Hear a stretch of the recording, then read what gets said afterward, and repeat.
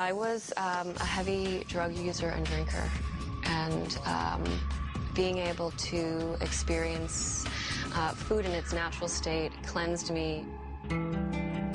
For some people, vegetarianism offers salvation from bad habits. Vegans take it a step farther, cutting out all animal and dairy products. Then there are the raw food purists. When I first went to California when I was 7 years old, I ate a tangerine off a tree. And I think that is the triggering moment that got me into natural foods. A raw food diet is basically a diet made up of raw nuts, seeds, sprouted grains, fruits, and vegetables. And it means that the food is unprocessed and it's not cooked. We dehydrate some of the foods, but we don't dehydrate them over 125 degrees. And the point for that is to not cook the enzymes out of the food. When you cook food, you kill the enzymes, you kill the vitamins, you kill the nutrients, you kill all the minerals, and so your body doesn't feel nourished. Raw is a state of feeling. It's an emotion of feeling that every day is the best day of your life and living at the cutting edge of life force energy. Really living, like having a good time always, not an artificial good time that has a hangover, but real natural highs that are sustainable and that keep giving and giving and giving. A raw fooder looks at organic, vegan, cooked food, and we think glue, bleach, and metal. Vegans do eat, breads, but there's a difference between a vegan and a vegan raw foodist.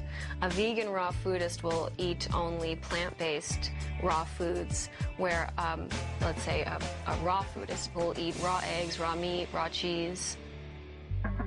Converts contend there's no end to the benefits of the raw lifestyle. One of them is more energy. I mean, probably the biggest problem that raw foodists have is too much energy. All my little aches and pains, and they all went away, and I just started feeling great. If you're too skinny, it makes you big, and if you're too big, it makes you skinny, and that's pretty amazing. I have not been sick in about 8 years. I've not had a headache, I've not had a cold. My weight has been maintained for like 8 years. Emotionally, I feel happier. People come up with all these amazingly interesting scientific explanations as to why raw food is better than cooked food. But the obvious reason is that it just has water in it, it has juice. People want to be more juicy, and the only way you can get more juicy, have that juice in your tissues, that bounce, is by taking in juice, drinking juice. And where are you going to get that? It has to be living food, original food. Then there's the question of taste. All cooked food is cooked on pots and pans, metal, which when it's heated, it expands, and food actually absorbs the metal out of it. And when you quick cook food for 3 weeks and you eat some raw and then you go eat some cooked food again, even vegan organic, there's a very major taste of metal in your mouth left over from the meal that you cannot remove for like 4 to 6 hours. Critics suggest that the raw diet lacks balance and one important nutrient, protein. But raw foodists claim they have it covered. I think the concern that we have with protein is a bit of a myth, because there's protein in everything that we eat. I mean, spinach per pound has the same amount of protein as a piece of red meat. Now, granted, you'd have to eat a lot of spinach. There's a common misconception going around that we need tons of protein, and it's just not the case. And actually, too much protein is damaging and taxing to the body, especially for the kidneys. Despite the restrictions, raw believers maintain that their way of eating presents dieters with more choices, not less. We're living on pizza, pasta, sushi, burritos, cheeseburgers, french fries. Anything you can make cooked, we can make raw, and it's way better. And that is guaranteed. Instead of steaks, okay, we're serving porcini and matsutake mushroom steaks. In fact, the raw food lifestyle has spawned an entire industry. Today, there are raw food restaurants. So a cucumber on here. This dish is ready to go, I'd say. Boom. Raw cooking classes and raw food seminars.